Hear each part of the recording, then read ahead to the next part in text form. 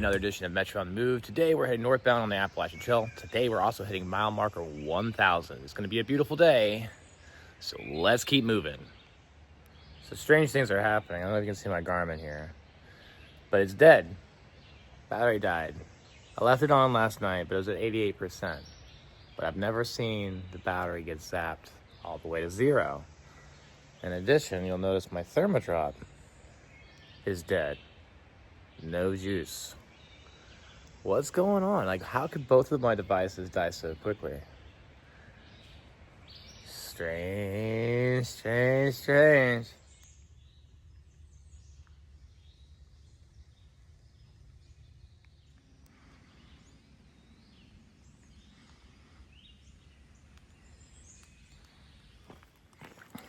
So strange that my Garmin died.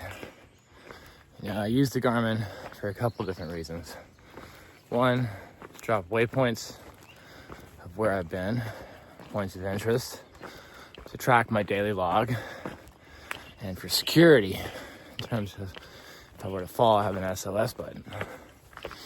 The battery life on it, I don't know. Sometimes I feel it's just not worth the extra money per month. In addition, I haven't been able to get signal out at times when my iPhone works just fine. So, with that being said, I'm still kind of on the fence on what the value is with the Garmin. I mean, I understand you gotta have it. It's good for people at home to be able to track you. But at the same time, it's good to disconnect. This happened in the Smokies. Last little stretch, my Garmin died. So I've got this gap in my log, right? Just like I'm gonna have a gap in this log. We're right outside of Hyper's Ferry. And, you know, thinking about this though, people can't track me on my map share, which is fine, because it's okay to disconnect every now and then, to kind of be out there by yourself. I understand there's dangers that go along with that, but what I'm saying is I'm starting to pull back a little bit. I feel like I don't need to be connected so much. And it's good to have the time out there by yourself where nobody can reach you and you can have your thoughts to yourself. I'm talking to you now on my phone, but I'm really just holding a device up in front of me. And I'll be posting this way later. But what I mean by that is I just feel good starting to disconnect from reality or the old life I had, so I can start opening up opportunities for the new life that's ahead of me. So I'm gonna enjoy the trail today. And for those that are tracking me at home, I'm sorry. But I'll be back online soon.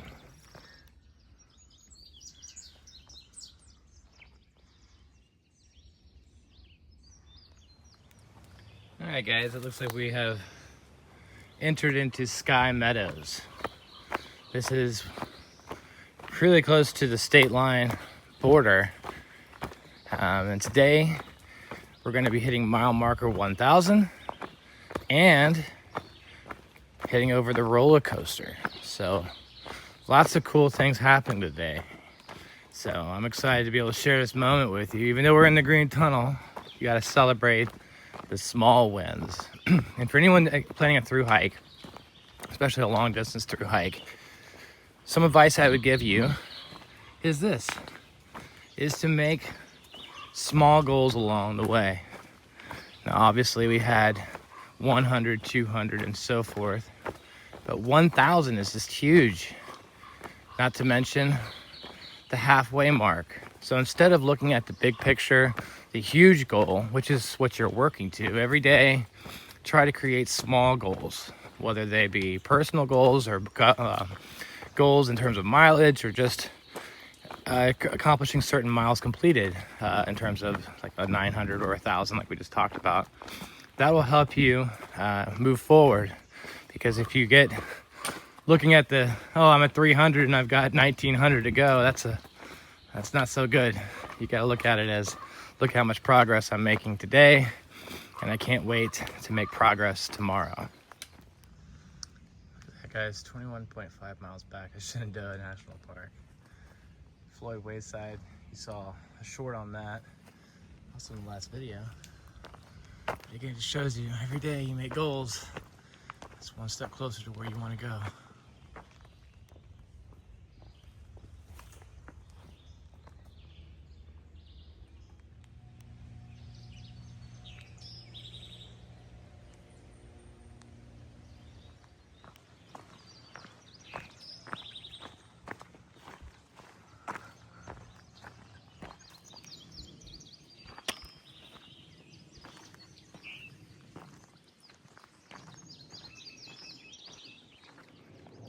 All right, guys, we're at the Rod Hollow Shelter, only a few miles before mile 1,000. Cruising today, making some good miles per hour. Almost three miles per hour. Almost feeling like a trail runner, but I'm not a trail runner. Anyway, Rod Hollow Shelter, check it out. All right, just had a little snack at the Rod Hollow Shelter. Put up a short in case you're interested to see what that shelter looks like, but grab some water, heading back on trail. Already done 9 miles for the day. All right.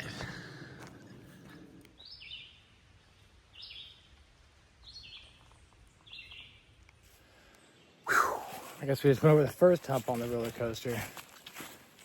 Yikes. That was interesting to say the least. A little rocky, not too bad though. But there's probably like 8 of them, 10 of them, something like that. Interesting.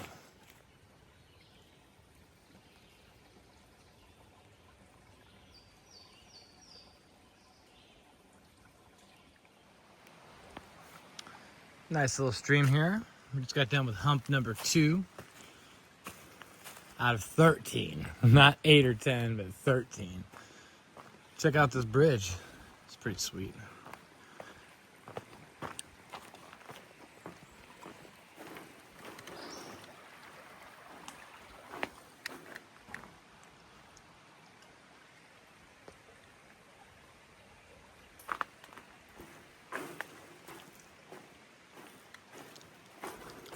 Welcome to the roller coaster.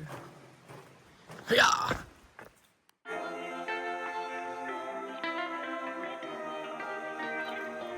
right, guys, we made it to mile 1,000 out here on the Appalachian Trail. It has been crazy. We're still on the roller coaster, still got 10 humps to go.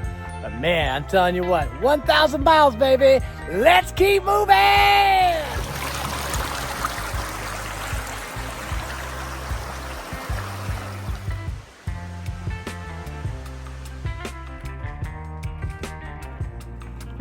All right, so a little change of plans. Looks like we're going to Bear's Den Hostel tonight. But before we do that, we're gonna go check out this overlook.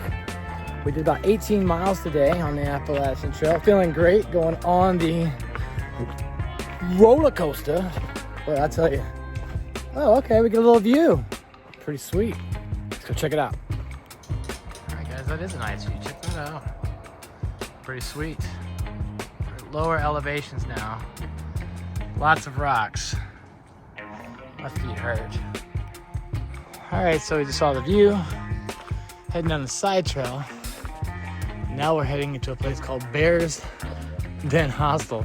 Very fitting because Chris today actually saw a bear. So they are real. Relax and learn.